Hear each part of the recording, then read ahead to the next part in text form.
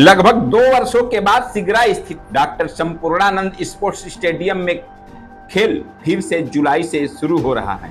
इसके पुनर्विकास का काम अंतिम चरण में है और संचालन व रख रखाव के लिए एजेंसी तय करने को टेंडर भी निकाला जा रहा है।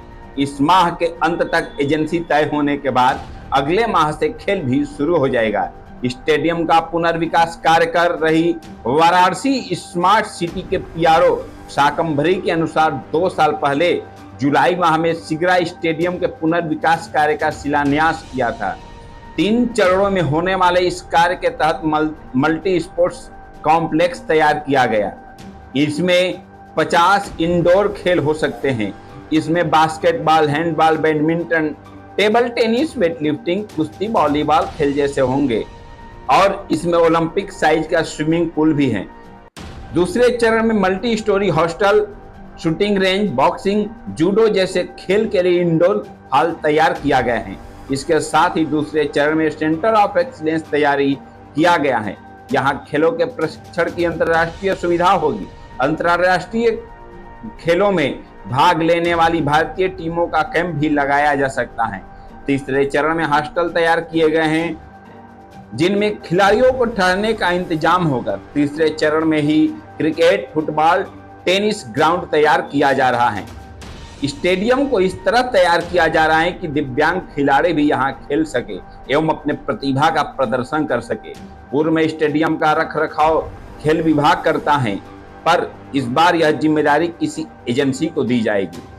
माना जा रहा है कि खेल विभाग की भूमिका क्या होगी, यह एजेंसी तय होने के बाद ही तय किया जाएगा। क्षेत्रीय खेल कार्यालय में मुख्यालय को रिपोर्ट भेजा था जिसमें सुविधाओं की मांग किया गया है, जिसमें खेल संघों की ओर से आयोजित होने वाले राष्ट्रीय प्रतियोगिताएं सिगरा स्टेडियम में निःशुल्क होंगी। अंतर्राष्ट्रीय खिलाड़ियों को अभ्यास की सुविधा जिला ओलंपिक संघ के सचिव शम्स तबरेज संपू का कहना है कि सिगरा स्टेडियम में स्थानीय खिलाड़ियों को सुविधा मिलनी चाहिए। इसके साथ ही शौकिया खिलाड़ी को भी स्टेडियम में आने का मौका मिलना चाहिए। जी हाँ, बता दें कि जिस तरीके से संपूर्णानंद स्पोर्ट्स स्टेडियम अपने पुराने माहौल से बदल करके एक नए माहौल में आ चुका है और उसके अपने नए पुराने भवनों को त्याग करके नए भवनों का निर्माण हो चुका है। आपको बताते चले कि इससे पूर्व प्रधानमंत्री नरेंद्र मोदी ने वाराणसी में संपूर्णानंद स्पोर्ट्स स्टेडियम फेज 1 का उद्घाटन भी कर दिया गया है। उनके द्वारा स्टेडियम का उद्घाटन करने के बाद उसमें दूसरे फेज में कार्य में प्रगति आई। अब तीसरे फेज का कार्य में भी प्रगति होने के बाद अब वहां पर जुलाई से खेल प्रतियोगिता और खेल खेलना शुरू हो जाएगा। जैसा कि विगत 10 वर्षों में माननीय प्रधानमंत्री जी द्वारा भी भारत में जो भी खेल प्रतिस्पर्धाएं हैं उनके उत्साहवर्धन पे बहुत ज़्यादा काम किया गया है और इसी के क्रम में वाराणसी में सिगरा स्टेडियम, जो कि एक बहुत पुराना लैंडमार्क, बहुत प्राचीन लैंडमार्क है स्पोर्ट्स के जो भी एंथुजियास्ट हैं उनके लिए, उसको एक नए रूप में और एक बहुत ही अच्छे multi level multi sports complex के रूप में विकसित किया जा रहा है। तो वाराणसी स्मार्ट सिटी अंतर्गत लगभग 400 करोड़ की लागत से एक प्रोजेक्ट हमने अंडरटेक किया सिगरा स्टेडियम का। इसमें 3 फेज़ों में कार्य चल रहा है, जिसमें पहली फ़ेज़ की फंडिंग जो है स्मार्ट सिटी द्वारा की जा रही है और बाकी जो रिक्त 2 फेज़ हैं उनकी जो पूरी फंडिंग है वो खेलो इंडिया द्वारा की जा रही है। फर्स्ट फेज़ में हमारे पास multi level multi sports indoor complex है, जिसमें लगभग 50 से अधिक खेलों को हम लोग खेल सकते हैं। इसके साथ साथ यहाँ ओलंपिक साइज़ का स्विमिंग पूल है, दर्शकों के लिए दीर्घा है।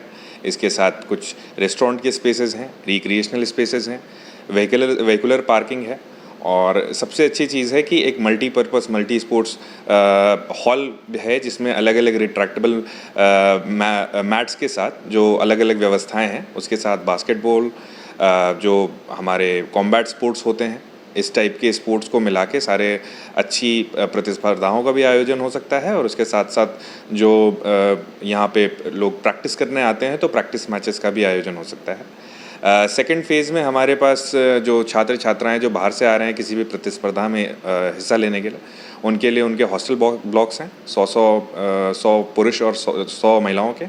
इसके साथ मेस है और नेशनल सेंटर ऑफ एक्सीलेंस है, जो कि उत्तर प्रदेश में पहली बार एक नेशनल सेंटर ऑफ एक्सीलेंस बनाया जा रहा है। कॉम्बैट स्पोर्ट्स के लिए जगह रहेगी। इसके साथ साथ गैलरीज रहेंगी, लोगों के लिए दर्शक दीर्घाएँ बनाई गई हैं, VIP लाउंज रहेगा। और थर्ड फेज़ में हमारे पास कोचेस के लिए एकोमोडेशन है और उसके साथ 2 तरीके के हम लोग फील्ड्स बना रहे हैं, जिसमें फुटबॉल या हॉकी फील्ड है और उसके साथ साथ जो है क्रिकेट का प्रैक्टिस फील्ड है। इन सब के साथ साथ एक सिंथेटिक एथलेटिक ट्रैक और इस टाइप की भी सुविधाएं हमने वहाँ पे दी हुई हैं। और जिसके साथ साथ सबसे अच्छी एक जो बात पर्यावरण मैत्री के संदर्भ में भी है, ये जो पूरा परिसर बन रहा है, ये पूरा परिसर एक ग्रीन बिल्डिंग के रूप में बन रहा है और गृहा का सर्टिफिकेशन इस ग्रीन बिल्डिंग को मिल चुका है। इसके साथ साथ ये जो पूरा प्रमाइसिस है, ये एक ऐसा प्रमाइसिस बनाया, इस रूप में डिज़ाइन किया गया है कि ये दिव्यांगजनों के पूर्णतः अनुकूल है। कोई भी व्हीलचेयर एक्सेसिबल है तो वो पूरे प्रमाइसिस का एक टूर कर सकता है, पूरे प्रमाइसिस में विज़िट कर सकता है। यहाँ पे जो भी अप्रोचेबल एरियाज़ हैं वहाँ पे रैंप, लिफ्ट आदि के प्रावधान दिए गए हैं और इसके साथ साथ पैरा स्पोर्ट्स का भी एक सेंटर के रूप में इसको क्रियाशील रहेगा ये, क्योंकि जहाँ एक दिव्यांगजन अनुकूल प्रमाइसिस के रूप में इसका विकास हो रहा है, उसी तरीके से यहाँ पैरा स्पोर्ट्स का भी आयोजन, उनकी प्रैक्टिसेस और उनके जो कॉम्पिटिटिव मैचेस हैं, ये सारी चीज़ें हो सकेंगी। और जो इनका टेंटेटिव हमारा शेड्यूल चल रहा है, क्योंकि पहला फेज़ जो है माननीय प्रधानमंत्री जी द्वारा फरवरी माह में इसका लोकार्पण कर दिया गया था और जो सेकेंड और थर्ड फेज़ का काम है वो भी हमारा फिनिशिंग स्टेज पे है और जुलाई माह के लास्ट तक में अंत तक में हम लोग इसका पूरा काम खत्म कर लेंगे। फर्स्ट फेज़ में हमने लगभग 2000 लोगों के लिए रिट्रैक्टेबल सिटिंग एरिया बना रखा है और उसके साथ साथ जो पूरा प्रमाइसिस है उसको इसी तरीके से डिज़ाइन किया गया है कि कहीं भी हम सिलेक्शन एंड ऐड मेथड से कहीं भी हम नए सीटिंग एरियाज़ भी बना सकते हैं, नई तरीके से पब्लिक बैठ भी सकती है। कुछ विशेष जन आ रहे हैं तो उनके लाउंज का भी, वहाँ पे सिट एंड सी का भी प्रावधान है। तो अलग अलग जो पहले के तुलना में बहुत एक आधुनिक और बहुत ही ज़्यादा विस्तृत तरीके से यहाँ पे सिटिंग अरेंजमेंट का प्रावधान किया गया है।